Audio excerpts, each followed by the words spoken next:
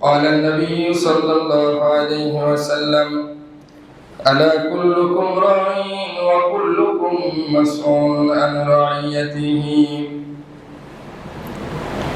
ألا كلكم راع وكلكم مسؤول عن رعيته আল্লাহর নবী বলে, হে আমার উম্মতেরা, তোমরা যে যে জায়গায় যতটুকু দায়িত্ব আল্লাহর পক্ষ থেকে প্রাপ্ত হয়েছো, তোমাদেরকে কাল কিয়ামতের ময়দানে স্ব দায়িত্ব সম্পর্কে তোমাদের মালিক আল্লাহ স্বতন্ত্রভাবে তোমাদেরকে জিজ্ঞাসা করবে। তুমি বাবা হিসাবে সন্তানের উপরে তোমার কতটুকু দায়িত্ব ছিল, কতটুকু পালন করেছো, কিয়ামতের ময়দানে জিজ্ঞাসা করা হবে। তুমি সন্তান হিসাবে বাবার উপরে কতটুকু দায়িত্ব তোমার ছিল, সে সম্পর্কে জিজ্ঞাসা করা হবে। তুমি যখন তোমার ফ্যামিলির প্রধান, ফ্যামিলির প্রত্যেকটা সদস্যর ব্যাপারে কাল কিয়ামতের ময়দানে তোমাকে জিজ্ঞাসা করা হবে। তুমি যদি মহল্লার প্রধান হও, মহল্লার প্রধান হিসাবে যতটুকু দায়িত্ব তোমার উপরে কিয়ামতের ময়দানে জিজ্ঞাসা করা হবে। তুমি যদি জুমার মসজিদের খতিব হও, ইমাম হও, ইমাম হিসাবে কতটুকু দায়িত্ব তোমার ছিল সমাজের মসজিদের, অতটুকু দায়িত্ব সম্পর্কে কাল কিয়ামতের ময়দানে তোমাকে জিজ্ঞাসা করা হবে। তুমি যদি জুমার বয়ানের শ্রোতা হও, শ্রবণকারী হও, মুসল্লি হও, তোমার কতটুকু দায়িত্ব ছিল এ সম্পর্কে তোমাকে জিজ্ঞাসা করা হবে। মুহতারাম হাজিরিন, এই দুনিয়া তামাশার জায়গা না, বেখিয়ালের সাথে চলার জায়গা না। এখানে হুঁশ এবং সচেতনতার সাথে প্রত্যেকটা মুহূর্ত অতিবাহিত করতে হবে। কথা বলে ঠিক কিনা? এই দুনিয়া তামাশার জায়গা না, এটা ইবরতের জায়গা, শিক্ষা গ্রহণ করার জায়গা। এখান থেকে শিক্ষা গ্রহণ করে করে জিন্দেগি অতিবাহিত করতে হবে, যাতে করে আমার আপনার প্রত্যেকটা কাজ আল্লাহর হুকুমের আওতায় চলে আসে, নবীর তরিকায় চলে আসে। আমার আপনার প্রত্যেকটা কাজ যেন কাল কিয়ামতের ময়দানে আমাদের আমলনামায় সওয়াবের খাতায় লেখা হয়। বলি সুবহানাল্লাহ। মুহতারাম হাজিরিন, আমরা তো সকলেই মৃত্যুর কথা বলে গিয়েছি। মৃত্যু আমাদের হবে, এই ব্যাপারে আমরা অনেক উদাসীন। মরতে হবে কেমন যেন আমরা তা ভুলে গিয়েছি। অথচ প্রতিদিন মোবাইল যখন আমরা খুলি, আমরা যখন ফেসবুকে ঢুকি, টেলিভিশনে খবর দেখি, পত্রিকায় খবর পড়ি, প্রতিদিন কত মানুষ দুর্ঘটনায় মারা যাইতেছে, আমাদের আত্মীয় স্বজনের মধ্যে কত মানুষ মারা যাইতেছে, কত মানুষের কাফন আমরা পড়াইতেছি, কত মানুষের জানাজা আমরা পড়তেছি। তারপরেও মৃত্যুর ব্যাপারে আমরা উদাসীন। কেমন যেন আমরা মরবো না, বাকিরা সকলে মরে যাবে, শুধু আমি বেঁচে থাকবো, এমন একটা ভাব আমাদের চলাফেরায়, আমাদের কথাবার্তায়। কেমন যেন আল্লাহর সামনে আমাদের দাঁড়ানো লাগবে না, কেমন যেন আমাদের কোনো জবাবদিহিতা হবে না।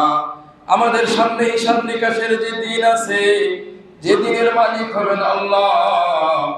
আল্লাহ ঘোষণা করেন, মালিক ইয়াউমিদ্দিন, বিচার দিবসের মালিক আল্লাহ। দিবস আমাদের সামনে, কিন্তু আমরা ওই দিবসের ব্যাপারে বেখবর। বিচার দিবসের ব্যাপারে আমরা উদাসীন, কোন সচেতনতা আমার আপনার মধ্যে নাই। মুহতারাম হাজিরিন, সাহাবায়ে কেরাম, আকাবির আসলাফ, রাসূলের সাহাবী ইমানদার যারা ছিলেন, প্রত্যেকেই মৃত্যুর ব্যাপারে বড় সচেতন ছিল। মুহতারাম হাজিরিন, কেমন সচেতন ছিল সাহাবায়ে কেরাম, মৃত্যুর ব্যাপারে কত সচেতন ছিল। রাসূল করিম সাল্লাল্লাহু আলাইহি সাল্লামের প্রিয় সাহাবী সিদ্দিক আকবর মৃত্যুর ব্যাপারে এত সচেতন ছিল, এত ভয় পেতেন। রাস্তা দিয়ে যখন হাইটা যাইতেন, কোন বকরি যদি দেখতো, কোন উট যদি দেখতো যে খড়কুটা খাচ্ছে, উটের পাশে দাঁড়ায় দাঁড়ায় উটকে সম্বোধন করে বলতো, তুমি তো আল্লাহর এমন একটা মাখলুক, তুমি মরবা, শেষ হয়ে যাইবা, তোমার কাল কিয়ামতের ময়দানে কোনো হিসাব নিকাশ হবে না। আল্লাহ তো আমাদেরকে আশরাফুল মাখলুকাত বানিয়েছেন। আমাদেরকে কাল কিয়ামতের ময়দানে আমাদের আমলের ব্যাপারে জিজ্ঞাসা করা হবে, আমলের ব্যাপারে, প্রত্যেকটা কাজের ব্যাপারে প্রশ্ন করা হবে। যদি আমরা উত্তীর্ণ হইতে পারি তাহলে আমাদেরকে জান্নাত দেওয়া হবে, শান্তির ঠিকানায় প্রবেশ করানো হবে। আর আমরা যদি জবাব দিতে না পারি, ধরা খাওয়া যায়, তাহলে আমাদের ঠিকানা জাহান্নাম হয়ে যাবে। হায় আমি যদি উট হইতাম, হায় আমি যদি গাধা হইতাম, তাহলে আমার কাল কিয়ামতের ময়দানে আল্লাহর সামনে দাঁড়ানোর টেনশন থাকতো না। সিদ্দিক আকবরের দিনে আল্লাহর সামনে দাঁড়ানোর ভয়, কবরের ভয়, মিজানের ভয়, পুলসিরাতের ভয়। বাইরে বাবা আমার, ও ভাই আমার, আমরা কি সিদ্দিক আকবর থেকেও বড় হয়ে গেলাম কিনা? আমাদের মৃত্যুর ব্যাপারে কোনো ভয় নাই।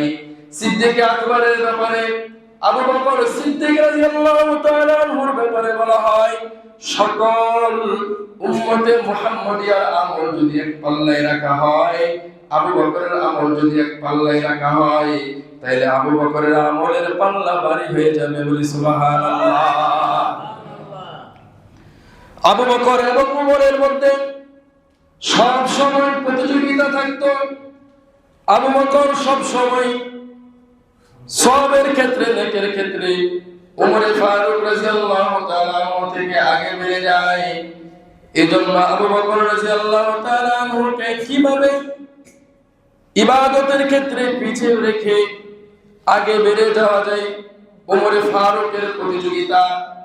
আমাদের প্রতিযোগিতা হইল, আমার প্রতিবেশী দোতলা বাড়ি করলো, আমি কিভাবে তিনতলা করতে পারি। আমার প্রতিবেশী দুইটা দোকান, আমি কিভাবে চারটা দোকান করতে পারি।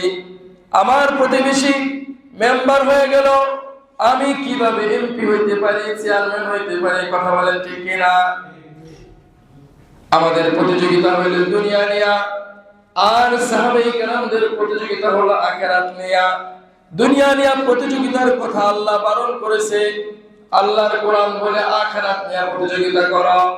ওয়াসারিউ ইলা মাগফিরাতিন মির রাব্বিকুম ওয়া জান্নাতিন আরদুহাস সামাওয়াতু ওয়াল আরদ। আল্লাহ পাক রব্বুল আলামিন পবিত্র কোরআনে বলে, তোমরা প্রতিযোগিতা করো আল্লাহর ইবাদতের দিকে, ক্ষমার দিকে, ওই জান্নাতের দিকে প্রতিযোগিতা করো যে জান্নাতের প্রশস্ততা আসমান এবং জমিন থেকেও বড়। ওই জান্নাত অর্জনের জন্য তোমরা প্রতিযোগিতা করতে থাকো। কিন্তু আমাদের প্রতিযোগিতা দুনিয়া নিয়া, আর সাহাবায়ে কেরামের প্রতিযোগিতা ছিল আখিরাত নিয়া। এজন্য ওমরে ফারুক রাদিয়াল্লাহু তাআলা সদা সর্বদা চাইতেন যাতে করে ওমরে ফারুক আবু বকর থেকে আমলের দিক থেকে আগে চলে যেতে পারে। মুহতারাম হাজিরিন, যত চেষ্টা করে আবু বকর আগে চলে যায়, উমর আগে যেতে পারে না। যুদ্ধের ময়দানে, তাবুকের যুদ্ধের সময় রাসূল করিম সাল্লাল্লাহু আলাইহি সাল্লাম যখন ঘোষণা করলেন, হে আমার সাহাবারা, তোমাদের যা কিছু আছে তাবুকের যুদ্ধের জন্য সরঞ্জামাদি প্রয়োজন, তোমরা মাল জমা করো। সকল সাহাবায়ে কেরাম যার যার সামর্থ্য অনুযায়ী মাল জমা করতেছে। ওমর রাদিয়াল্লাহু তাআলা বলে, এবার একটা সুযোগ পাইছে, আবু বকরের তেমন মাল নাই, আবু বকরের তুলনায় আমার মাল বেশি, এবার আবু বকরের থেকে আমি আগে চলে যাব। এজন্য ওমর ফারুক রাদিয়াল্লাহু তাআলা তিনার সমস্ত মালকে দুই ভাগে ভাগ করে এক ভাগ রাসূল করিম সাল্লাল্লাহু আলাইহি সাল্লামের সামনে পেশ করে দিলেন। এবার আবু বকরের পথের দিকে তাকায় রইলেন ওমর। আমার ভাই আবু বকর কি নিয়ে আসে? আজকের দিনে দানের দিক থেকে আমি আবু বকরের থেকে আগে চলে যাব। বারবার ওমরের পথের দিকে, ওমর আবু বকরের পথের দিকে তাকায় থাকে, আবু বকরের পথের দিকে তাকায় আছে, আবু বকর আসে না। রাসূল করিম সাল্লাল্লাহু আলাইহি সাল্লাম সকল সাহাবীদের মাল রাখা দেখতেছে, সকল সাহাবী মাল রেখে রেখে যাইতেছে। আল্লাহর রাসূলের মন পড়ে আছে আবু বকরের দিকে। হায় আমার বন্ধু আবু বকর, ইসলামের জন্য খরচ করতে করতে প্রায় নিঃস্ব হয়ে গেছে, তেমন কিছু নাই। আজকে আমি যে ইসলামের জন্য চেয়ে বসলাম, আবু বকর কি নিয়ে আসবে?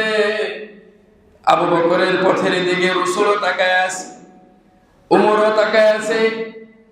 একেবারে শেষ দিকে আবু বকর একটা পুটলা নিয়ে হাইটা হাইটা আসে।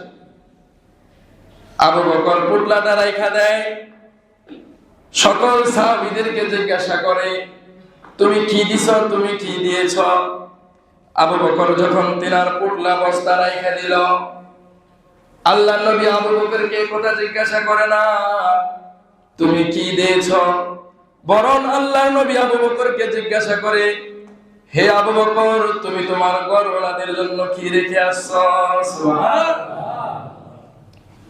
সকলকে রাসূল জিজ্ঞাসা করলো, তুমি কি দিয়েছ?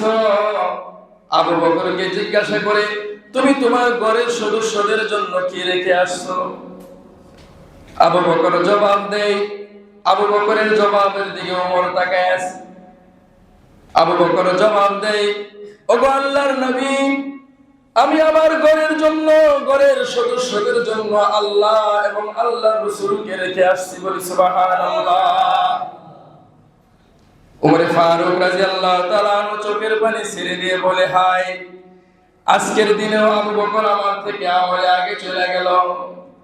আমি তো আমার অর্ধেক মাল রাইখে আসছি, আর আবু বকর তার ঘরের সমস্ত মাল নিয়ে আল্লাহর রাসূলের দরবারে উপস্থিত হয়ে গেছে।